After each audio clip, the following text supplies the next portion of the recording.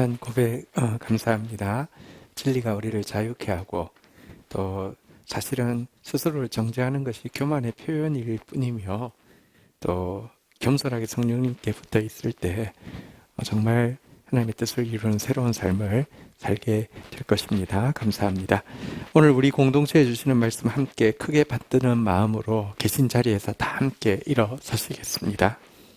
오늘 우리 공동체에 주시는 말씀은 베드로전서 3장 13절에서 16절. 제가 가진 성경은 신약 성경 381페이지입니다. 우리 한 목소리로 받들어 읽겠습니다. 베드로전서 3장 13절에서 16절 읽겠습니다. 시작. 또 너희가 열심으로 선을 행하면 누가 너희를 해하리요? 그러나 의를 위하여 고난을 받으면 복 있는 자니 그들을 두려워하는 것을 두려워하지 말며 근심하지 말고 너희 마음에 그리스도를 15절 너희 마음에 그리스도를 주로 삼아 거룩하게 하고 너희 속에 있는 소망에 관한 이유를 묻는 자에게는 대답할 것을 항상 준비하되 온유와 두려움으로 하고 16절 선한 양심을 가지라. 이는 그리스도 안에서 너희의 선행을 욕하는 자들로 그 비방하는 일에 부끄러움을 당하게 하려 함이라.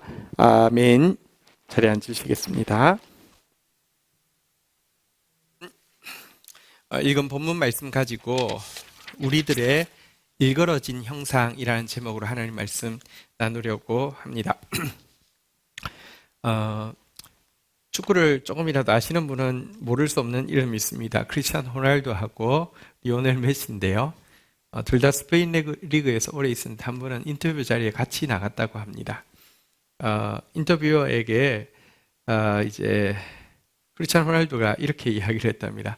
나는 아무래도 하나님이 이 지구에 축구가 무엇이며 어떻게 하는지를 가르쳐 주라고 보낸 사람 같습니다. 이렇게 이야기를 했습니다. 그러자 인터뷰하는 사람이 옆에 있는 리오넬 메시에게 저 말에 대해서 어떻게 생각합니까? 이렇게 물었습니다. 그러자 리오넬 메시가 잠시 뜸을 들이다가 내가 보낸 적이 기억이 나지 않습니다. 이렇게 대답을 했다고 합니다. 네. 여러분, 나비처럼 날아서 벌처럼 쏜다라는 말은 아마 다 알 겁니다. 무하마드 알리라는 권투 선수 이야기죠. 사실 자기를 The Greatest라고, 그러니까 자기 정말 위대한 사람이라고 이렇게 말을 엄청 많이 했다고 해요. 한 번은 비행기를 탔는데, 이렇게 이제 제트 기류 때문에 막 흔들리게 되니까 기장이 방송이 나왔습니다. 안전벨트를 매라고 방송이 나왔습니다. 다 맸는데 무하마드 알리만 안 맸습니다.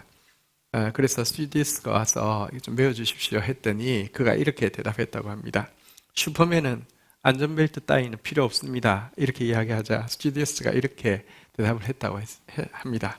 맞습니다. 그런데 슈퍼맨은 비행기를 탈 필요가 없습니다. 이렇게 이야기했다고 합니다. 여러분, 가장 쉬우면서도 가장 어려운 질문이 뭐냐고 하면 나는 누구인가 하는 것입니다. 지금 무하마드 알리 자기 누군지 모릅니다. 위대하게 뭐가 위대합니까?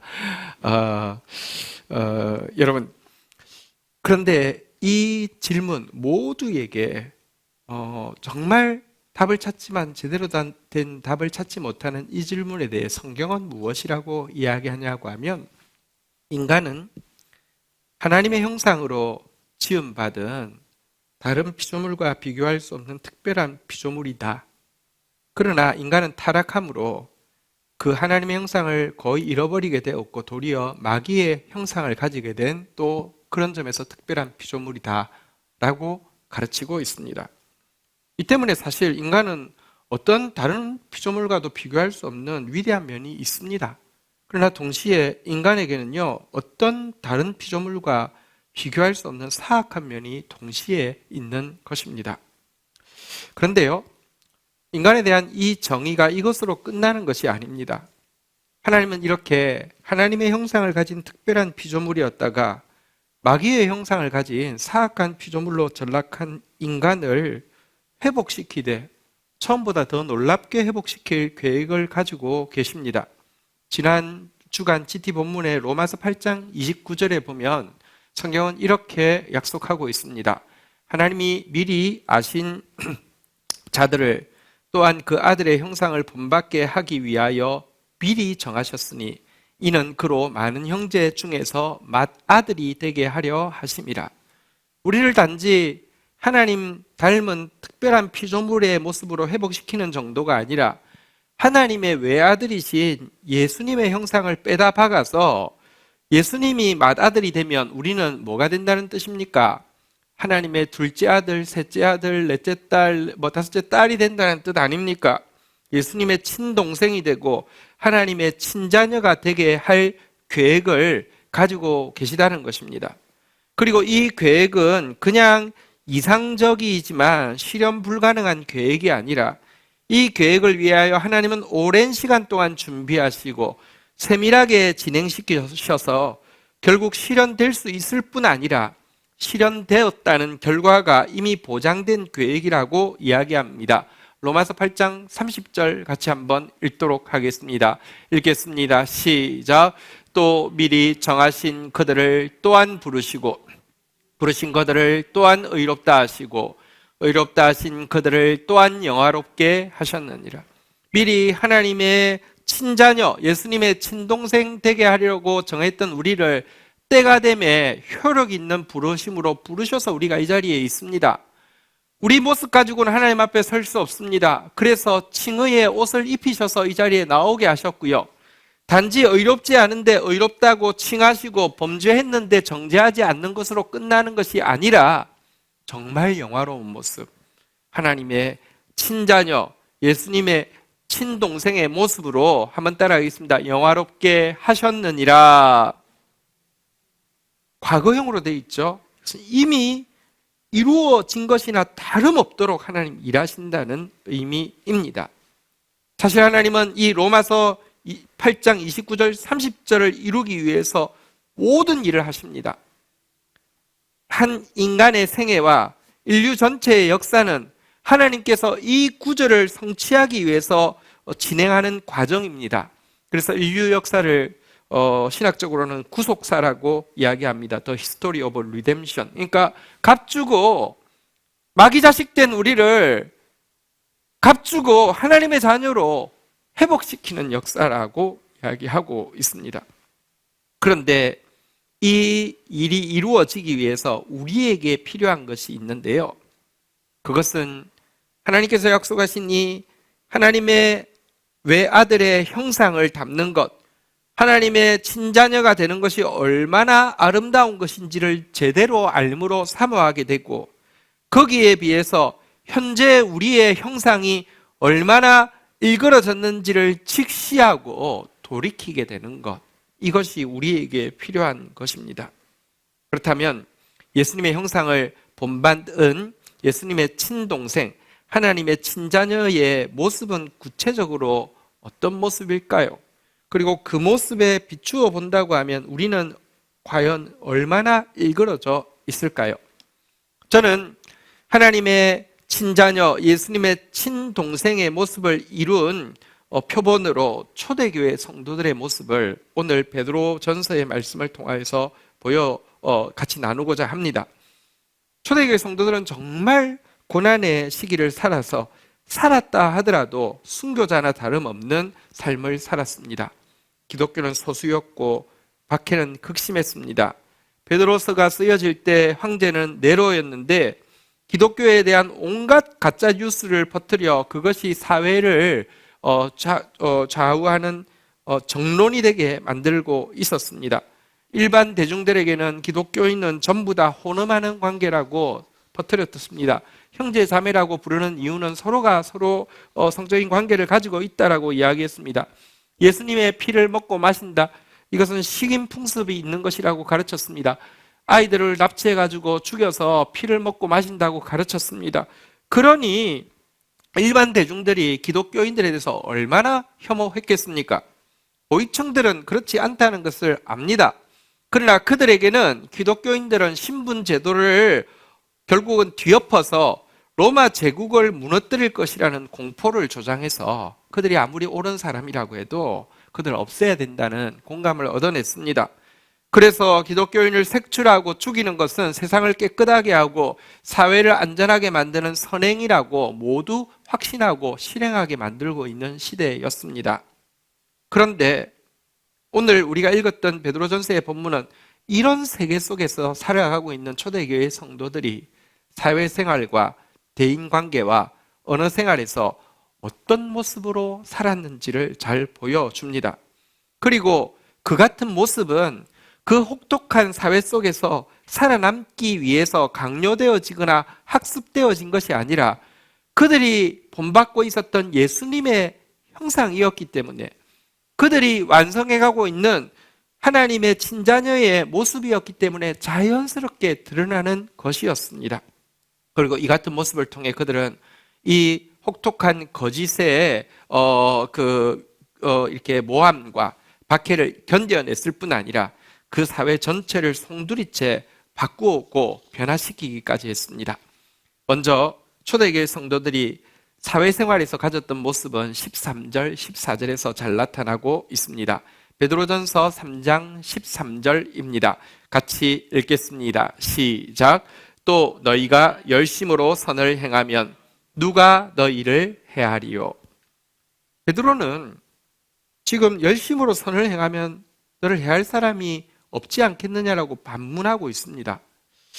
이것은 지금 너무 처참한 사회를 살아가고 있는데도요, 사회를 살아가고 있는 다른 사람들의 양심과 상식을 믿어주라는 표현입니다. 베드로전서 앞장에 보면 또 베드로는요, 이 사회의 제도와 법, 질서와 권위체제도 신뢰하라고, 그것이 주님을 위하는 길이라고까지 교훈했습니다. 인간이 세운 모든 제도를 주를 위해 순복하되 혹 위에 있는 왕이나 혹 악행을 징벌하고 선행하는 자를 보상하기 위해 있는 그의 보낸 방백들에게 하라고 제도와 법, 질서, 권위체제에 대해서도 존중하라고 이야기합니다.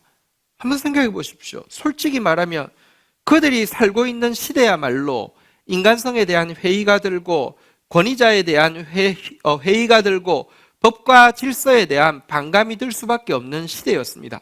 그럼에도 불구하고 초대교회는요, 철저하게 인간의 양심과 상식을 존중하라고, 권위와 질서를 존중하라고, 법과 제도를 선한 것으로 받아들이고 준행하라고, 절대 성도는 이것들의 위배됨으로 말미암아 비방받는 일이 없어야 한다고 가르치고 있었습니다.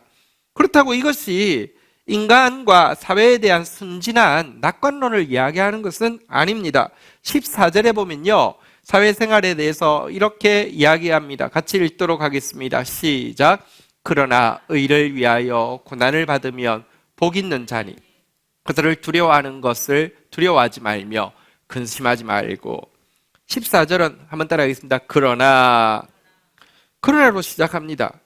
그들은 분명히 이 세상에는 사단이 지금 공중권세 잡은 자로서 역사하고 사단으로 말미암는 여러 가지 악한 일들이 인간과 사회 속에서 일어나고 있다는 사실을 모르지 않았습니다. 그래서 그들이 주를 위해서 살려고 하면, 의를 위해서 헌신하려고 하면 자신들이 비록 상식과 제도와 권위체제에 위배되는 일을 하지 않아도 고난이 있을 수밖에 없음도 인식하고 있었습니다. 초대교회 신자들은 현실 세계를 철저히 인정하고 존중했지만 현실 세계가 전부라고 생각하지 않았습니다. 상식과 법과 권위에 위배되는 일을 함으로 어려움을 당하는 일이 없도록 애씀에도 불구하고 의를 위해서 살 때는 고난이 있음을 알고 두려움 없이 도리어 기쁨으로 그것에 동참하는 삶을 살았는데요, 이것은 바로 예수님의 사회생활이었습니다. 세금을 내는 것이 가하냐고 함정을 가지고 질문할 때 동전을 달라고 하고는 거기에 누구의 형상이 새겨졌느냐고 묻고는 가이사의 것은 가이사에게 바치고 하나님의 것은 하나님께 바치라고 하신 예수님의 그 모습과 똑 닮은 것이었습니다. 초대교회 성도들의 대인 관계에서 가졌던 모습은 15절에 잘 나타나고 있습니다. 15절 한번 보도록 하겠습니다. 같이 읽겠습니다. 시작. 너희 마음에 그리스도를 주로 삼아 거룩하게 하고 너희 속에 있는 소망에 관한 이유를 묻는 자에게는 대답할 것을 항상 준비하되 온유와 두려움으로 하고. 초대교회 성도들은 그리스도를 주로 삼았습니다. 거룩이란 구별됨입니다. 그리스도를 주로 삼고는 그리스도에 대한 구별됨, 그리스도에 대한 유일성을 포기하지 않았습니다. 예수 그리스도로만 영혼은 구원받을 수 있고 예수 그리스도의 복음으로만 하나님 나라가 건설되어질 수 있다는 이 소망을 포기하지 않았습니다. 사실 이 같은 기독교인들의 그리스도의 유일성에 대한 고백은 로마로 하여금 기독교인들을 무신론자로 규정하게 하고 학살하게 하는 원인이 되었습니다. 로마는 다신교 사회였습니다. 서로가 서로의 신을 인정해 줌으로 말미암아 로마의 평화라고 하는 그냥 괜찮아 하는 사회였는데, 크리스찬들은 예수가 유일한 구원의 길이라고 이야기했기 때문에 도리어 무신론자라고 이야기하면서 학살하고 있었습니다. 그렇다고 해서 초대교회 성도들이 복음의 유일성을 포기하지 않았다고 해서 그들의 대인관계가 배타적이거나 교만했느냐? 그렇지는 않습니다. 그들이 가진 소망의 이유를 묻는 자에게는 대답할 말을 항상 준비하되 한번 따라하겠습니다. 온유와 두려움으로 하고. 온유함으로 하라는 것은 포용력 있게 하라는 것입니다. 두려워함으로 하라는 것은 무서워한다는 뜻이 아니라 상대방을 크게 여기면서, 다시 말하면 굉장히 공손하게 하라는 것입니다. 그들은 다른 사람과의 관계에서 누구보다도 예의 바르게 행동하는 사람이었고요. 누구보다도 포용력이 있고 누구보다도 독선적이지 않고 이렇게 겸손한 사람이었다는 것입니다. 이것 역시 예수님의 모습과 꼭 닮은 모습입니다. 예수님은 거짓과는 절대 타협하지 않고 싸우셨지만 가장 작은 자를 향해서도 한없는 인자함으로 다가가셔서 품으시고 안으신 분이십니다. 초대교회 성도들의 언어 생활에 대해서는 16절이 잘 보여주고 있습니다. 16절 같이 읽도록 하겠습니다. 선한 양심을 가지라. 이는 그리스도 안에 있는 너희의 선행을 욕하는 자들로 그 비방하는 일에 부끄러움을 당하게 하려 함이라. 선한 양심이라고 했는데, 선한 양심이란 무엇이냐고 하면 행동한 만큼 말하는 것을 이야기합니다. 행위가 뒷받침되는 언어 생활을 성경에서는 선한 양심이라고 이야기합니다. 곧 초대교회 성도들은 말이 그의 행위를 넘지 않았습니다. 말한 것은 꼭 지켰다는 말입니다. 그래서 기독교인들을 욕하는 사람들이 그들의 선한 행위로 증명된 그들의 말 앞에서 부끄러움을 당하게 만들고 있었다는 것입니다. 베드로서에 보면 앞부분에서도 신자들의 말이 아니라 신자들의 일상생활을 보는 것으로 사람들은 구원을 얻게 될 것이며, 사람들 앞에서 더 강하고 효과적인 복음 전도는 눈에 보이는 행위라고 강조하고 있습니다. 어쨌든 초대교회 성도들은 말한 것은 반드시 행동했고 행동한 것만큼만 말함으로 자신의 깨끗한 양심에 거리낌 없는 언어 생활을 가지고 있었습니다. 이것 역시 예수님의 모습과 꼭 닮은 모습입니다. 예수님은 말씀하시기 전에 먼저 행동하셨고 그의 행동이 그가 가르치는 말씀의 확실성을 제공하셨습니다. 복음서는 의 내용을 사도행전 1장 1절에서는 예수께서 행하시고 가르치신 것에 대한 기록이라고 말하고 있습니다. 먼저 행하신 것입니다. 산상수훈에서도 예수님은 누구든지 이를 행하고 가르치는 자는 천국에서 크다 일컬음을 받을 것이라 말씀하셨습니다. 그런데 이 초대교회 성도들의 모습에 비해 오늘 우리의 모습은 어떠한지 한번 돌아보십시다. 사회생활을 한번 보도록 하겠습니다. 우리가 살고 있는 이 시대에는 사실은 양심과 상식, 법과 제도, 권위와 질서 체제가 초대교회 성도들이 처했던 그것에 비하면 훨씬 더 신뢰할 만한 것 아닙니까? 그러나 오늘날 신자들은 양심과 상식에 위배되는 일, 권위와 질서를 깨트리는 일, 법과 규범을 무시하는 행동을 너무 쉽게 합니다. 그러면서도 어차피 이 세상은 불타 없어질 것이니 그런 것들을 어기는 것에 대해서는 거리낌도 없고 신경도 쓰지 않는 편입니다. 오늘날 신자들이 비방받고 있는 이유는 대부분 이것 때문입니다. 이것 때문에 비방받고 있으면서도 그것을 고난이라고 말합니다. 자기를 비방하는 사람들에 대해서 사단이 공격한다고 이야기하고 지옥 갈 것들이 핍박한다고 치부해 버립니다. 이거 절대 고난 아닙니다. 어떤 교인이 사기를 쳐서 교도소 갔다가 출소했습니다. 그래도 나오면 목사는 또 신방 가야 하지 않습니까? 가서 할 말이 없어서 고생 많으셨지요 라고 인사하니까 그 신도가 이렇게 대답했다고 합니다. 괜찮습니다. 예수님도 고난 당하셨는데요. 이게 뭡니까?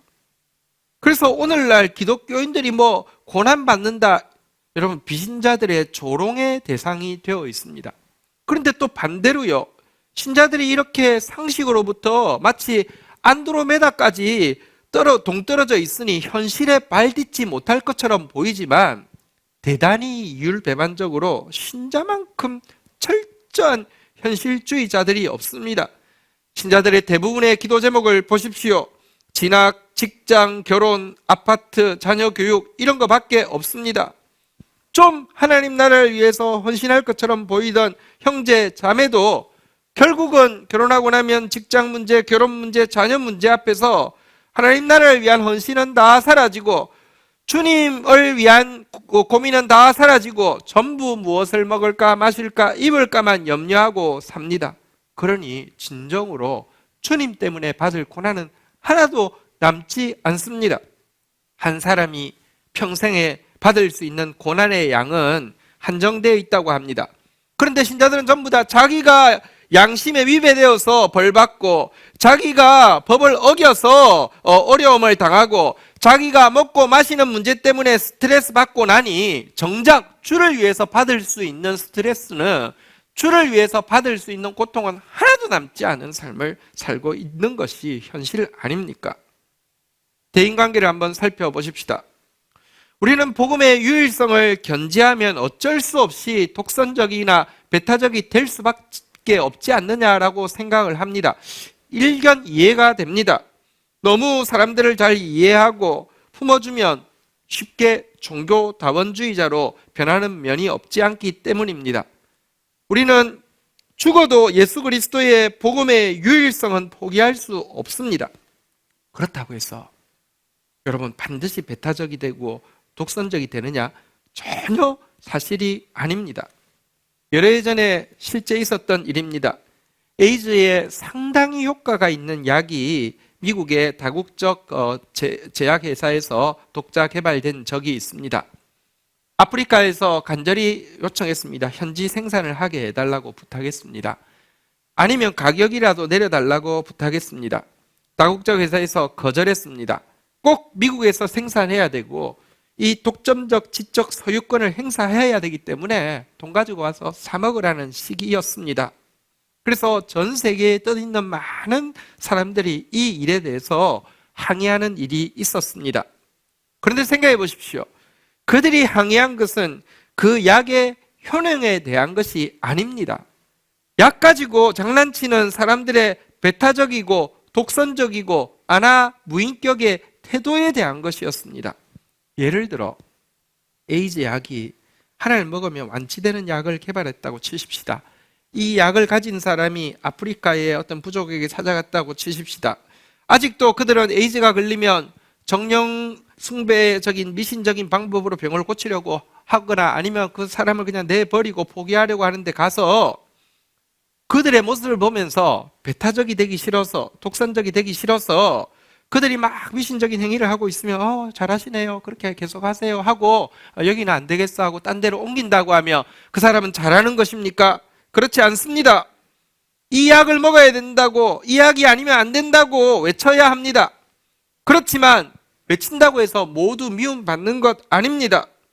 정중하게 찾아가서 그들을 무시하지 않고 진실된 태도를 보이고 이해하는 자세를 가지면서 이 약에 그 봉사하는 마음으로 약값을 그들이 감당할 수 있게 낮추어서 제공한다고 하면 모두 기뻐할 것입니다. 우리의 거만하고 안하무인격의 태도는 절대 무엇으로도 합리화될 수 없는 범죄입니다. 성경은 하나님을 두려워하는 사람은 반드시 뭇사람을 공경해야 하고 형제를 사랑해야 하고 지도자를 존대하라고 가르치고 있습니다. 우리의 언어 생활은 어떠합니까? 여러분, 오늘 한국 교회는 또 세계 교회는 초대교회의 언어 생활과 너무 다릅니다. 우리는 말에 대해서는 너무 강조하지만 행위에 대해서는 너무 강조하지 않고 있습니다. 목사가 얼마나 유능하냐는 말을 얼마나 잘하느냐, 설교를 얼마나 잘하느냐에 관련되어 있지 그의 삶이 어떠느냐는 아무 관심 없습니다. 기독교인들이 제일 많이 하는 말 3가지 한번 생각해 보십시다. 많이 하는 말 뭐가 있을까요? 첫 번째, 기도할게요. 기도할게요 해놓고 기도합니까? 기도할게요 해놓은 것 중에서 기도하는 거 10% 안 될걸요? 5% 안 될걸요? 기도 안 합니다. 설령 찜찜해서 기도했다고 치십시다. 예를 들어 어떤 선교단체를 왜 무슨 모임에 이렇게 출석을 하게 되어서 갔습니다. 그리고는 기도해달라고 해서 기도합니다. 하나님, 이 선교단체가 하나님 나라를 위해서 일할 때에 하나님 필요한 물질들을 공급해 주시고 또 많은 사람들이 이 일에 헌신하게 하여 주시옵소서 기도했습니다. 그런데 그 기도가 덜컥 응답이 되어서 자기 계좌에서 돈이 보이스피싱도 아닌데 진짜로 하나님이 응답해 주셔서 빠져나가게 했다고 치십시다. 그러면 어떻게 하겠습니까? 마치 홈쇼핑에 물건 신청해 놓고 취소 전화하듯이 하나님 앞에 일일이 전화 걸어서 다 취소할 겁니다. 그런 뜻이 아니었다고. 아니, 나는 그 단체에 헌신하게 해주시고 필요한 사람들 보내달라고 네가 기도해서 그런 줄, 그거 아니라고 전부 취소할 것입니다. 여러분, 또 많이 하는 말이 있습니다. 은혜 받았습니다, 이런 말입니다. 예배 시간 신나게 졸고요, 나갈 때 목회자 인사할 때 은혜 받았습니다 합니다. 은혜 안 받았잖아요. 그런 말 하면 안 되는데요. 양심에 걸리지도 않습니까? 근데 그게 상식이 되어 있습니다. 저는 사람이 못돼서 그런지 몰라도요, 집회에 가면 저희 동료 강사가 와서 설교를 하고 저도 강사님 앉아서 설교를 듣는데 은혜가 안 될 때가 있잖아요. 절대로 인사할 때 은혜 받았습니다 말 안 합니다. 일단 피합니다. 그냥 어색하잖아요. 만약에 손이 붙잡히게 되면 아이고 수고하셨습니다 이렇게 이야기하죠. 은혜 안 받았으면 은혜 받은 게 아닙니다. 은혜가 얼마나 소중한 것인데. 근데요, 그냥 립 서비스로 말합니다. 또 많이 하는 말 무엇입니까? 사랑합니다. 사랑합니다 해놓고 뒷담화는 왜 그렇게 많이 합니까? 사랑합니다 해놓고는 그 사람 괴롭힐 궁리는 왜 그렇게 많이 합니까? 기독교는요, 그냥 말이 이렇게 무책임한 말의 성찬이 문화가 되어버렸습니다. 절대로 그래서는 안 됩니다. 근데 이것이 현재 우리의 모습입니다. 제가 청년 집회를 많이 나갈 때에 어떤 알지 못하는 청년이 어떻게 제 이메일 주소를 알게 되었는지 저에게 한 메일을 보낸 적이 있습니다.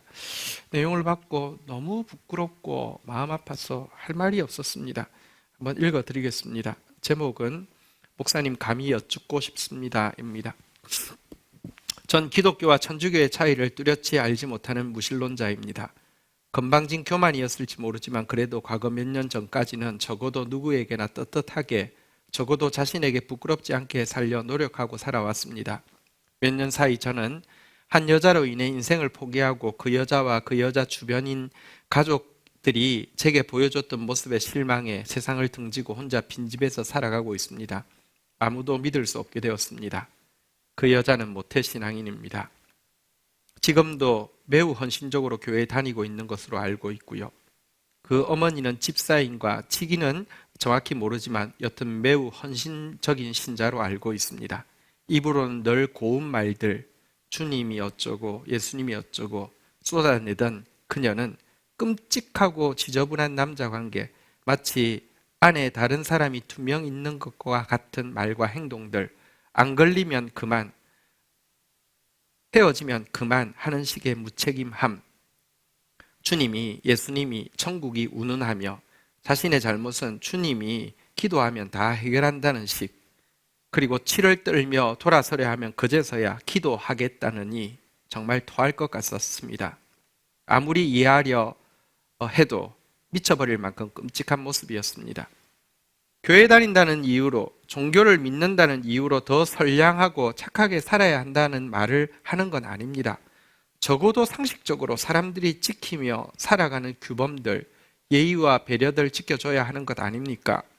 저는 경험으로 교회 다니는 사람들이 훨씬 더 무섭고 자신이 가진 걸 조금이라도, 자신의 이미지에 작은 흠집이라도 나면 사람을 죽일 수 있을 만큼 무섭다는 걸 누구보다 뼈저리게 느꼈습니다.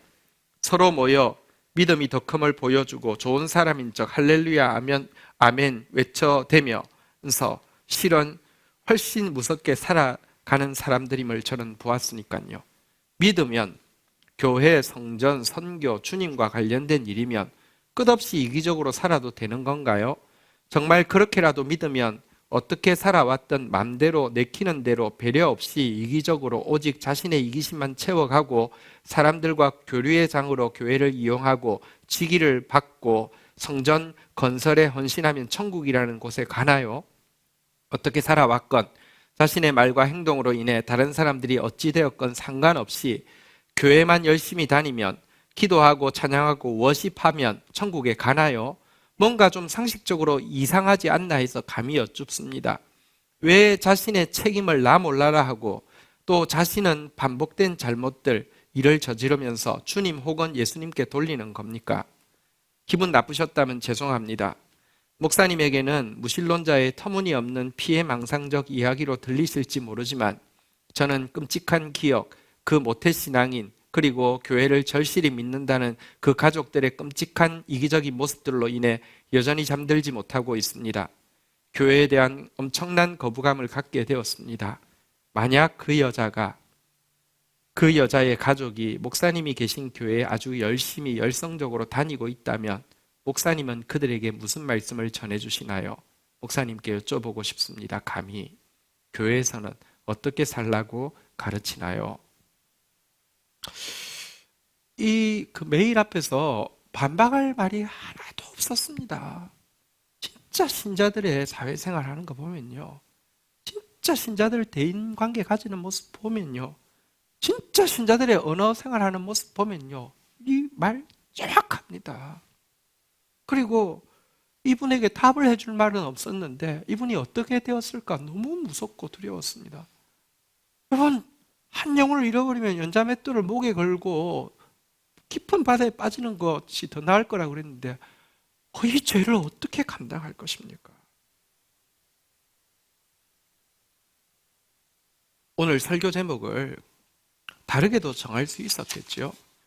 일걸어진 우리들의 형상이라고 이야기하지 않고 희망적으로 하나님의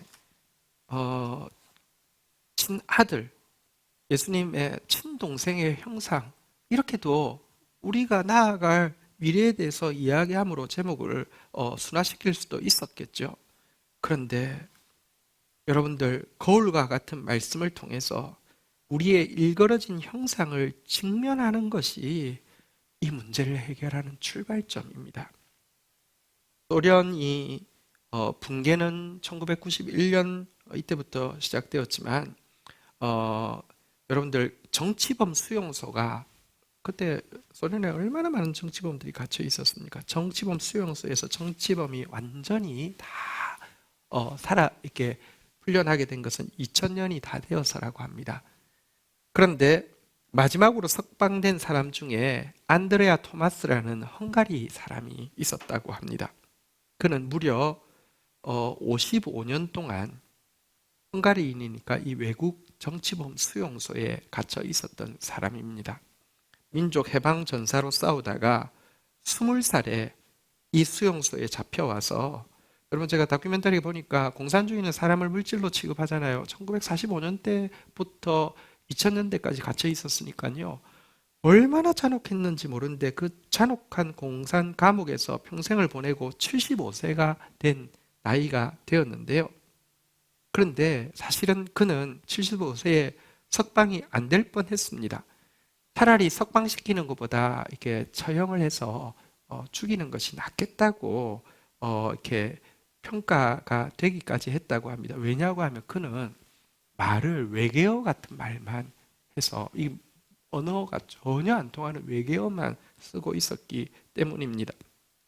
처형을 해야 된다고 이렇게 이야기할 때 한 심리학자가 헝가리 심리학자를 불러서 한번 면담이라도 해보게 하자라고 했는데, 헝가리 심리학자가 와서 면담을 하고는 그가 말하고 있는 말이 전부 사어가 된 고대 헝가리어 로바시라고 하는데 고대 헝가리어로만 이야기하고 있는 것을 알게 되었습니다.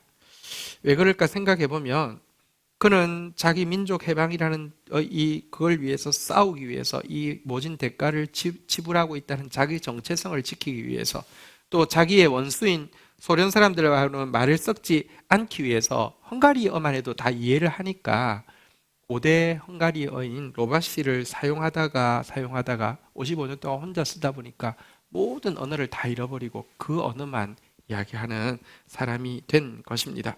어쨌든 이렇게 해서 이 사람이 비정상이 아니라 어쨌든 다른 언어를 쓰고 있다는 사실을 알고는 석방을 하게 했는데요.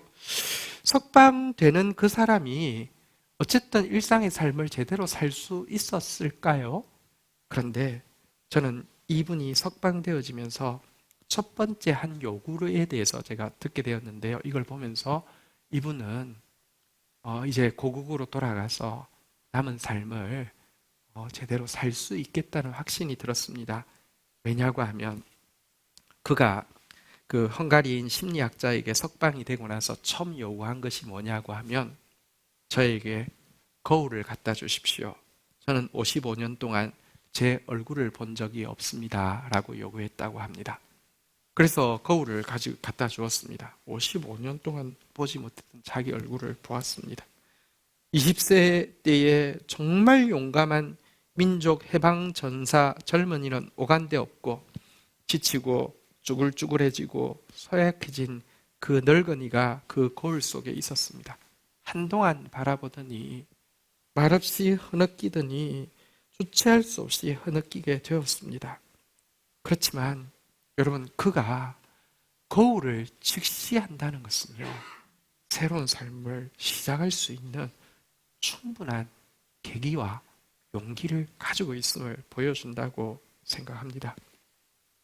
오늘 괴물과 같이 변해버린 기독교인의 이 모습, 그러나 이것을 거울과 같은 하나님의 말씀을 통해 직면하는 것은 하나님의 친자녀요, 하나님의 예수님의 친동생으로 회복되어지는 첫 출발점입니다.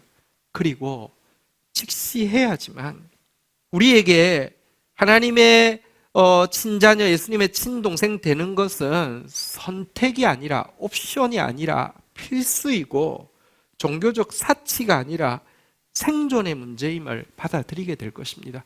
이 모습대로는요, 존재하면 안 됩니다. 기독교는 이 모습대로라고 하면 우리가 교회의 문을 못 박아서 닫아야 합니다. 그러나 이 모습을 직시하고 그럼에도 불구하고 우리를 하나님의 친자녀요, 예수님의 친동생으로 부르실 것을 정하시고, 그리고는 부르시고 칭의의 옷을 입히시고 영화롭게 하시는 하나님 앞에 나아갈 수 있기 때문입니다. 이 말씀 붙잡고 우리 주님 앞에 나아가 기도하는 시간, 찬송하는 시간 가지도록 하겠습니다. 함께 자리에서 일어서시겠습니다.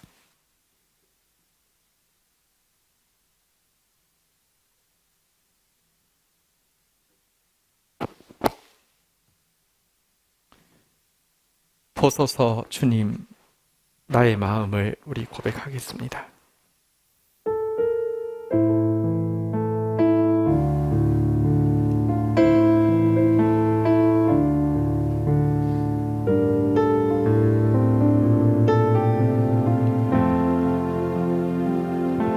보소서 주님, 나의 마음을 선한 것 하나 없습니다. 그러나 내 모든 것 주께 드립니다. 사랑으로 안으시고 날 새롭게 하소서. 보소서 주님, 나의 마음을 선한 것 하나 없습니다. 그러나 내 모든 것 주께 드립니다. 사랑으로 안으시고 날 새롭게 하소서. 주님 마음 내게 주소서. 내 아버지 주님 마음 내게 주소서. 나를 향하신 주님의 뜻이 이루어지도록 주님 마음 내게 주소서. 내게 사랑을 가르치소서. 당신의 마음으로 용서하게 하소서. 주의 성령 내게 채우사 주의 길 가게 하소서. 주님 당신 마음 주소서. 주의 성령 내게 채우사 주의 성령 내게 채우사 주의 길 가게 하소서. 주님 당신 마음 주소서. 주님 마음 내게 주소서. 내 아버지 주님 마음 내게 주소서. 나를 향하신 주님의 뜻이 이루어지도록 주님 마음 내게 주소서. 자리에 앉으시겠습니다. 우리 시간 같이 잠시 설교 노트 작성하는 시간 가지겠습니다.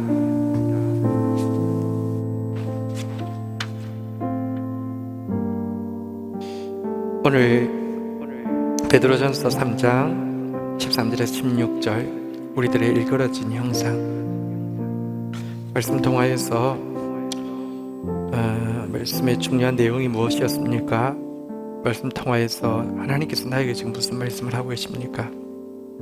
나의 사회생활은 어떠하고 나의 대인관계는 어떠하며 나의 어느 생활은 어떠합니까? 나에게는 예수님 닮은 모습이 하나님의 친자녀의 모습이 그래서 생명의 면류관 쓰고 생명의 왕노라는 모습이 있습니까?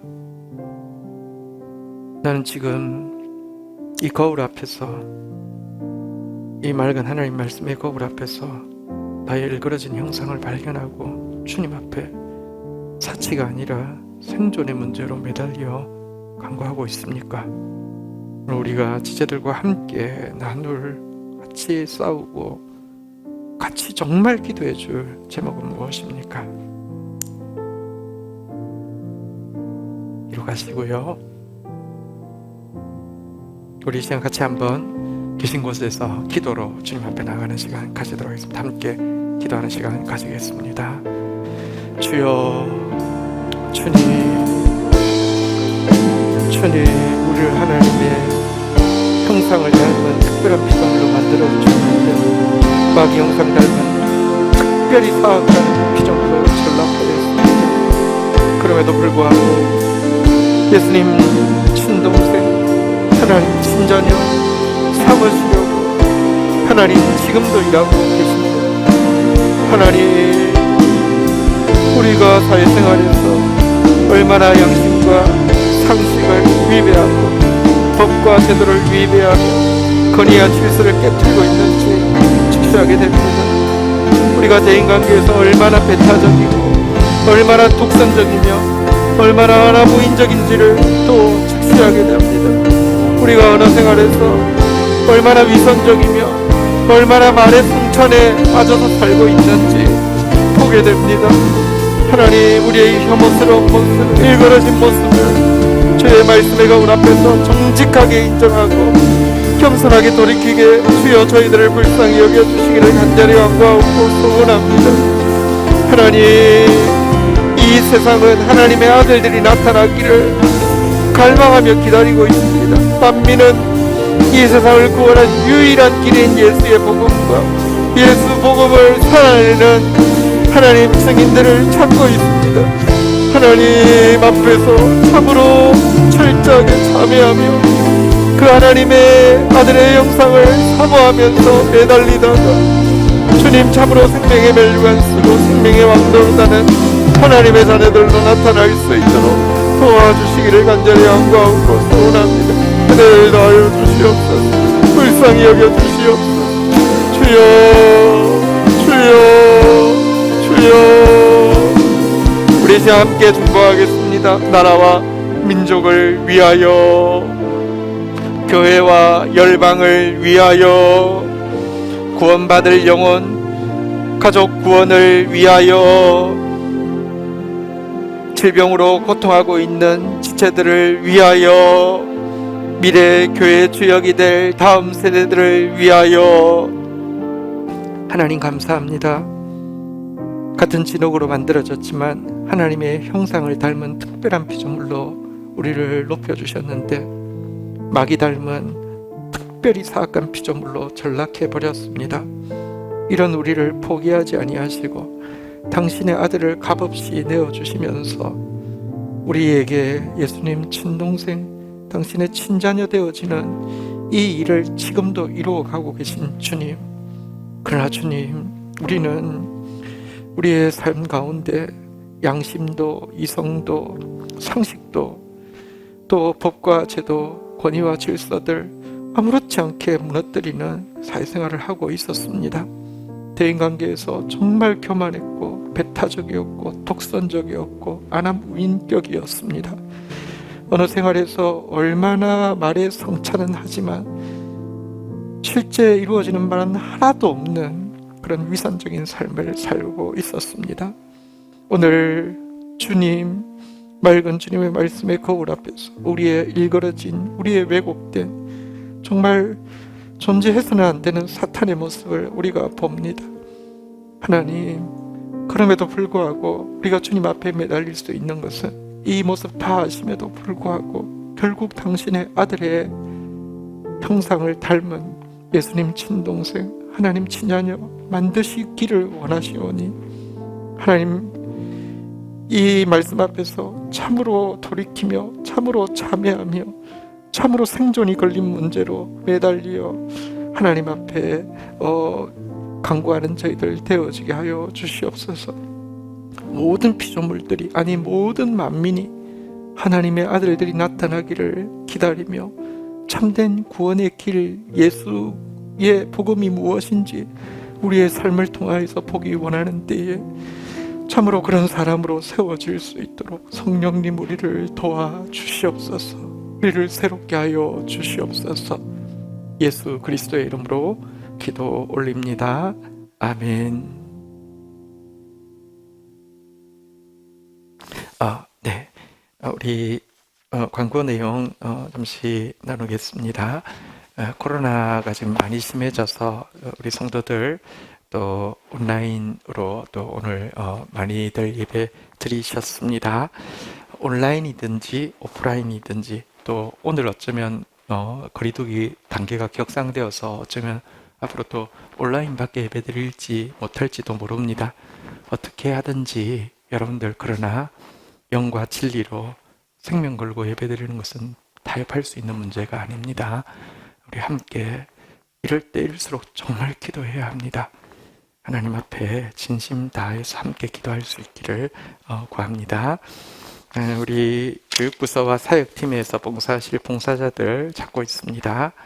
우리 살펴보시고 또 많이 지원해 주시고요. 특별히 영유치부, 유초등부, 청소년부, 청년부, 새가족부에서 섬길 교사, 간사, 섬김이들 지원을 간절히 기다리고 있습니다. 함께 해주시기를 부탁드리겠습니다.